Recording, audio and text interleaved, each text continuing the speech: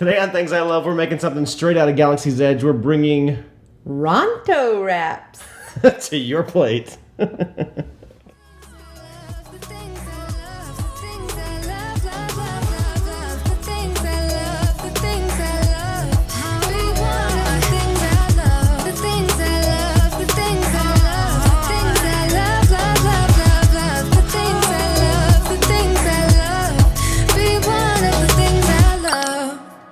Welcome back to Things I Love. We're all about Disney, Star Wars, and Lego here. So if you are new, we'd love to have you join the family. Hit that subscribe button down below. Hit that bell to be notified of these weekly positive videos. And give us a big thumbs up if you like this video. And I know you're going to love it. We're making Ronto Wraps today.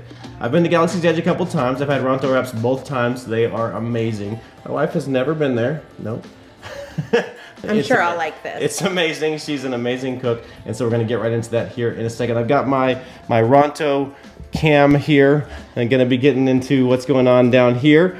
And so why don't we just jump right in? Okay. There are two things that you need to do before you actually make the Ronto Wrap. And that is to mix up your peppercorn sauce and make your slaw. And that can be done a few hours to a day ahead. The recipe recommends that you make the slaw a day ahead. I'm doing it a few hours ahead because I didn't have time yesterday. So I've already mixed up the ingredients for the peppercorn sauce. It requires yogurt, Greek yogurt, lemon juice, peppercorns, of course. And yogurt is something that I do not like, but I love Ronto Wraps. So whatever they do with it, you know. And then some mint and dill. So it's kind of a basic tzatziki sauce, but tzatziki. Yeah. So this is kind of a twist on it on a gyro. So the next thing you're going to do is you're going to make your slaw. And I have a mandolin, which I will just warn you, be Not very the kind of careful. Be Yeah, right. very careful with this because you can cut your finger. Yeah, not the kind of mandolin that you play music with. No, you don't want to do that. Slice your finger. Right. Yeah, which I have done. So the next thing, you're going to need some green cabbage and some red cabbage. And you need a cup of green and a cup of red.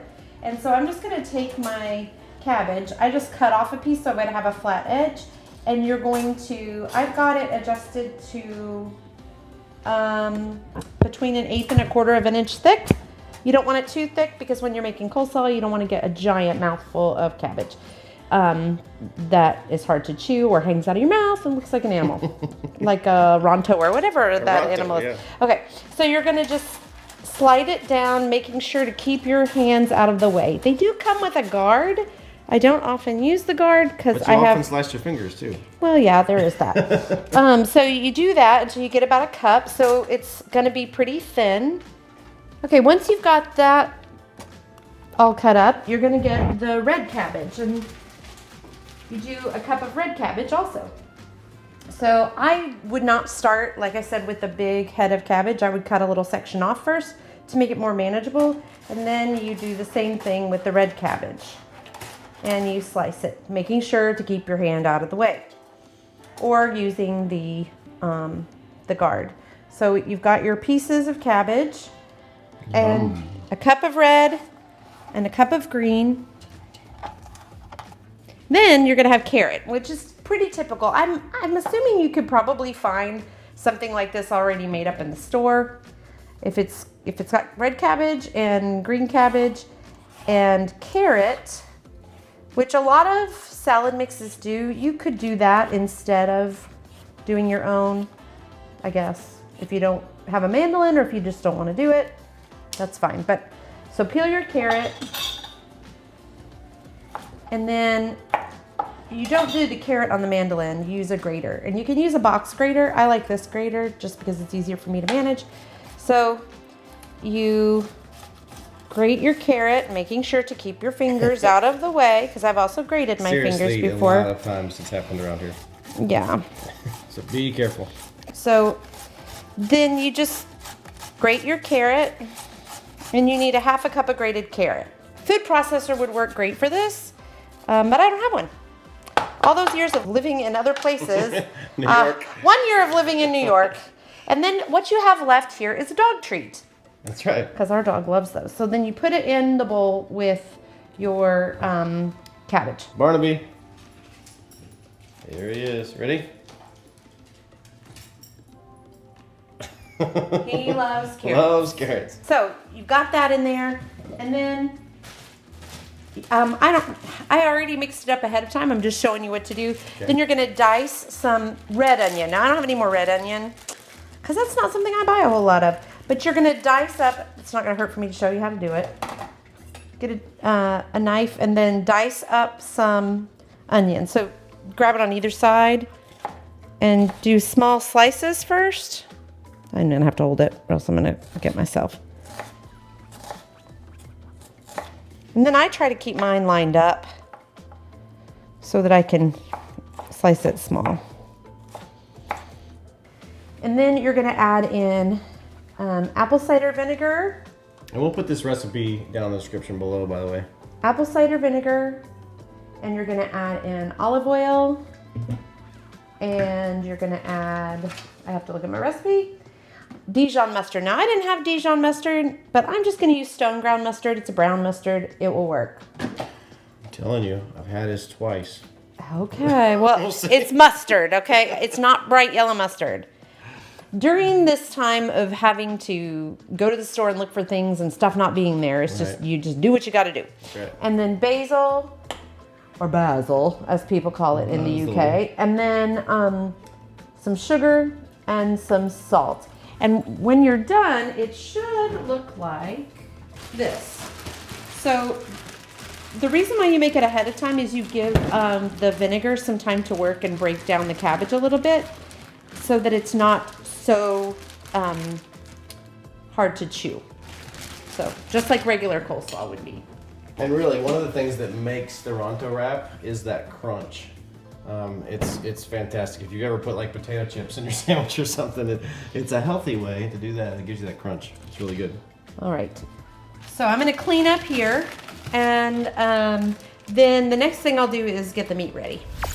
The recipe calls for 6 very thin pork chops, boneless. But of course, during all of this, we are having a meat shortage. So the only thing that I could find were really thick boneless pork chops or regular pork chops that were on the thin side. So I chose the latter. So I got pork chops with bones, and I cut the bones off. Barnaby would probably like that too. Yeah, but he's not getting it. He's not good. So I cut Try the it. bones Try it, off Barnaby. Try as it. close to the bone as I could get, which was a little bit tricky. For some reason, this is reminding me of a mastodon. I don't know why. So And then, we can't find our meat knife, so if you know where it is, let us know in the comments. so anyway, then I took the meat and I'm putting it in a plastic bag because I'm going to pound it out. This is where you get all your quarantine aggression out. So, and So you'll there's make 4 sure, there, and yeah, that's because you couldn't find enough to make. right. Gotcha. And eventually, I'm gonna cut these into small. You don't need a whole pork chop in one of the wraps because it's just too much. So I'm gonna use the flat side to begin with, just because that won't tear up the bag, and Yeah. so. Get it. Get it. And it says to pound them really thin.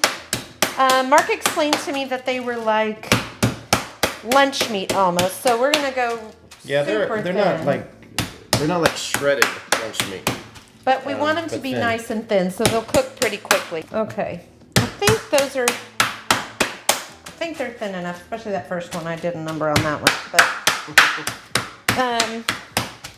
what I'm gonna do is I'm gonna take them back out and put them on the cutting board. And you notice I'm using a different cutting board than I did with the vegetables. I try to make sure that I have a vegetable cutting board and a meat cutting board, so that if for some reason the meat That's red for meat, and green for there's a green one veggies. for the veggies. Yeah, I try to keep them separate. So I am going to cut some of this fat off also, just because I prefer that it's a little bit leaner, just because fat tastes good, but not so good for you. I'm going to pound them now with the, Is that a tenderizer? yeah, it's a tenderizer, which, She's aerating it. yeah. These, it says you're gonna season with salt and pepper.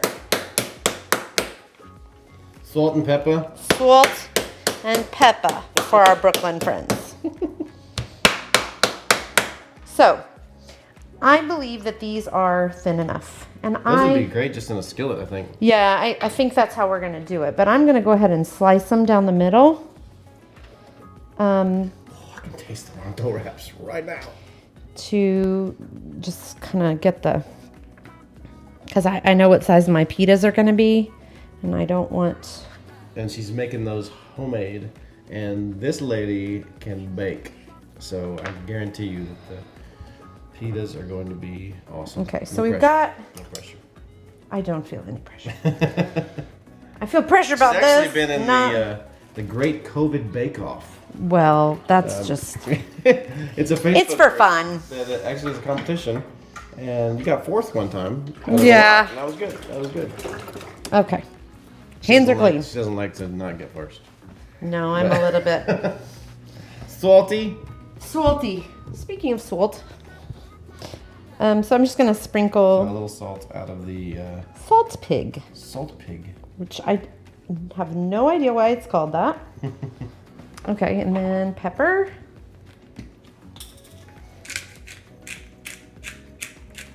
It's not pepper. Pepper. When I think of Ronto, I think of the Flintstones. I don't know why. That makes some sense. Yeah. Except for it would be like a total boned pork chop. It would be in that there. part, In yeah. there, yeah. Like Ronto Wrap. Yeah, it would Maybe be that's what I'm that thinking. big old bone over there. Okay. All right, I'm gonna throw this in the trash, and I'm gonna put this aside, clean my area off, and then we'll do the bread. All right, now my bread's been rising for about an hour and 15 minutes. It's, Tell them about this thing real quick.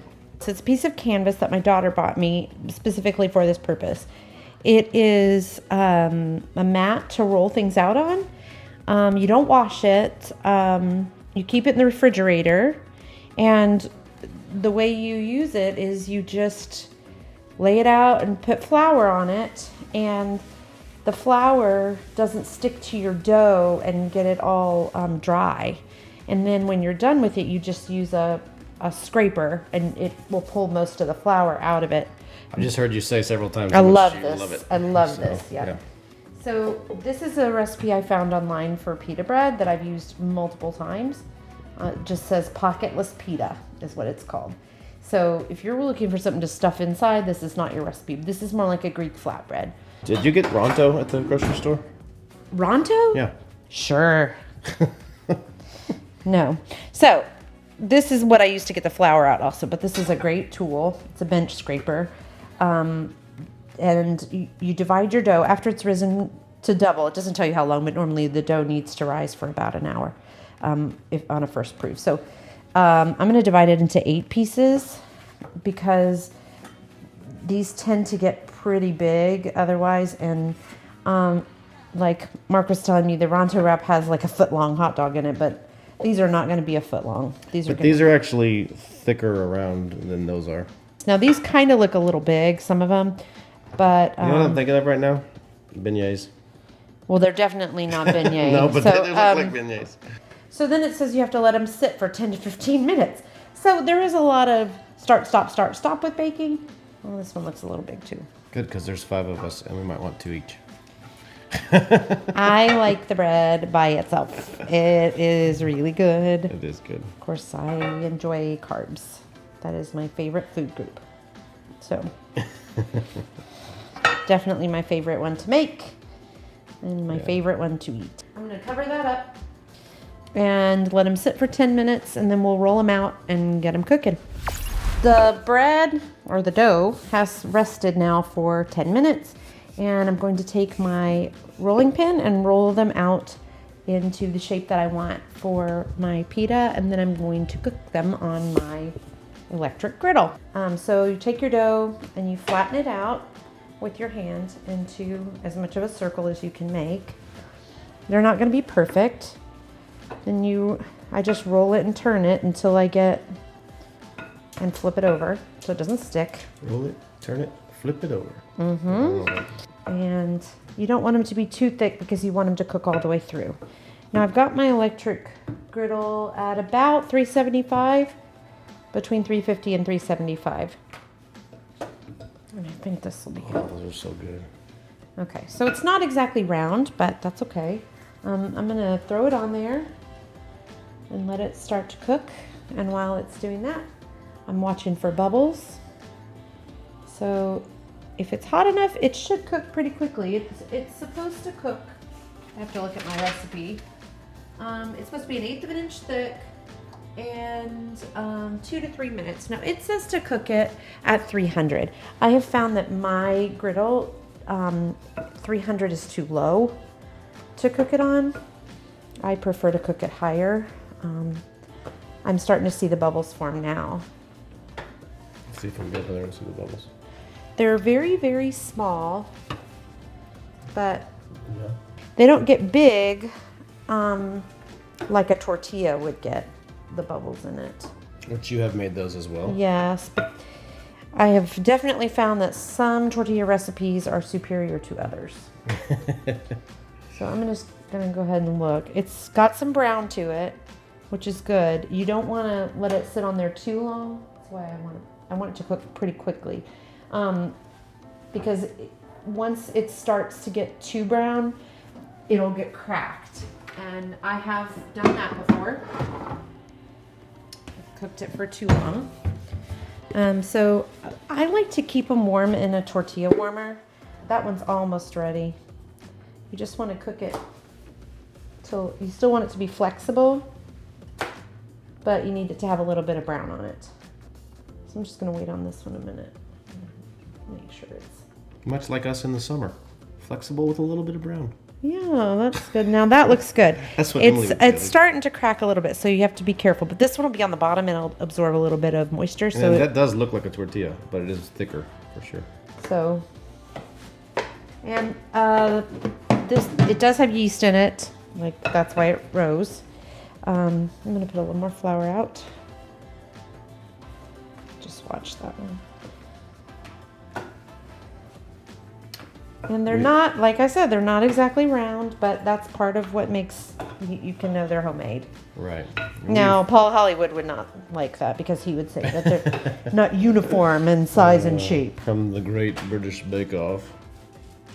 Okay, there we go. That one's got a nice look to it. So that one's good. Remind me of the tortilla lady at Chewy's. Oh, definitely not that good. I love tortillas. Last one. As you can see, it does not take long to cook them or roll them out. Ooh, it's getting nice and warm over here. You do want to make sure that it's not touching anything that will melt. Let's just double check. I have a little small space to work here. It's much larger than my New York apartment. Yeah, our kitchen is much bigger than this little corner of it. But Oh, it's, well, not a huge kitchen. It's a small kitchen, but it's very efficient. So now to clean this up, I'm just gonna scrape the bench scraper across it. So what do we got going next? I'm gonna cook the meat next, and then we will assemble one and give it a taste. Yeah. So I'm gonna take a piece of the pork that we have pounded thin and seasoned, and I'm gonna throw it in the skillet. And actually, I'm gonna go ahead and put more than one in there. And it's gonna cook really fast, and I'm hoping it doesn't stick because I did season my skillet, but we'll see. If it sticks, it sticks. No big deal. So it's not gonna take long to cook. I can already see that it's cooking. This one is not sticking. That's awesome.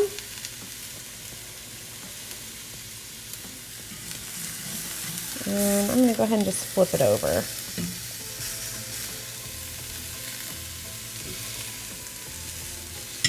Now, of course, you'd have a different color probably if you were cooking it on the grill.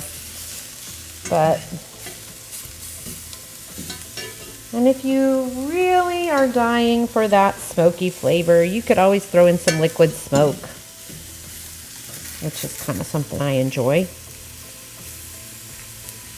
All right, so you would cook all your pork. That one's not done.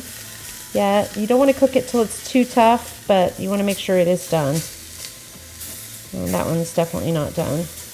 But because it's thin, it's going to cook faster than a regular pork chop. That's got some good color on it. There, that's looking better. It smells good. Okay, the next thing we're going to do is I have fully cooked bratwurst. It's like an English complete breakfast. one. Kind of. No eggs and no tomatoes, but... It's the beginnings of an English breakfast. So I just want to get a little color on the meat and make sure it's nice and done. Now, like I said, the pork chop, we want to make sure it's cooked all the way through. I can still see some pink on the ends here. They look like they're little tails. I'm going to push those down a little bit to make sure those get cooked. And then this one's got a little pink. I'm a little bit paranoid when it comes to pork, but I just don't want it to be too done. And then I'm just getting a little bit of color on the sausage and make sure it's nice and warm through. And while that's cooking, I'll go ahead and get out the slaw and the sauce and put that together. So now's the time to put it all together and try it, since I've never had one. Oh, I have. So we're gonna take our pita and we're gonna lay the pork down. Then we're gonna put our sausage in. And then we're gonna put some slaw on it that we've made, and then a little bit of the sauce. And Yes. put that on the top. Does that look like enough to you? Oh, yeah. Okay. Don't want to over sauce it. So You first. then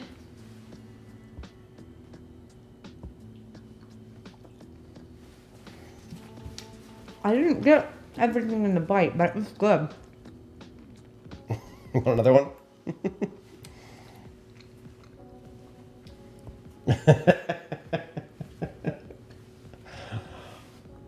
That's even better. Yeah.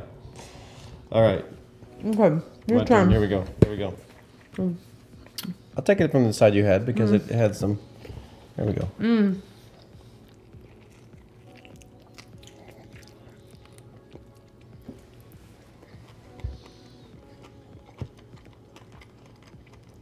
Does it take you back? A little bit different. It is a little bit different, but I can't put my finger on what is different. So that's a good thing. I mean, I know you didn't have mint Right. to put in it. Got a little something on, little schmutz on you. But and the sausage is flavor's different. amazing. The sausage is about the same. The pork would need to be a little thinner. But man, it tastes almost exactly like it.